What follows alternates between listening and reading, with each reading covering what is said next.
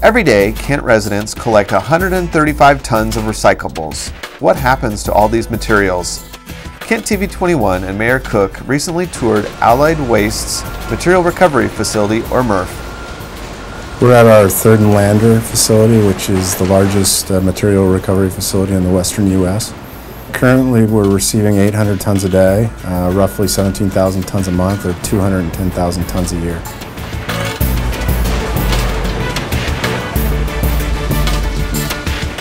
All of Kent's residential and commercial material comes to this facility for processing and in markets throughout the Pacific Northwest and some of the international markets. It is highly mechanized. There's a lot of technology in the system. Of course, we use a lot of conveyor belts, as one might imagine. There's some labor, but the labor is primarily quality control. So our overall system is what's known as a negative sort. Our folks are pulling contaminants, and the machines do all the work to separate products. We employ a number of disc screens to separate two-dimensional from three-dimensional products. And then we also use some magnets that can detect ferrous-containing materials, such as tin and steel, or they can detect non-ferrous containing materials like aluminum.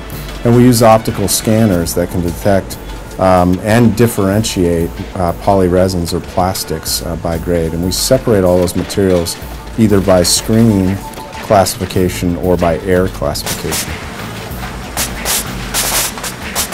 It's a lot more work to recycle a ton of garbage than it is to throw it away.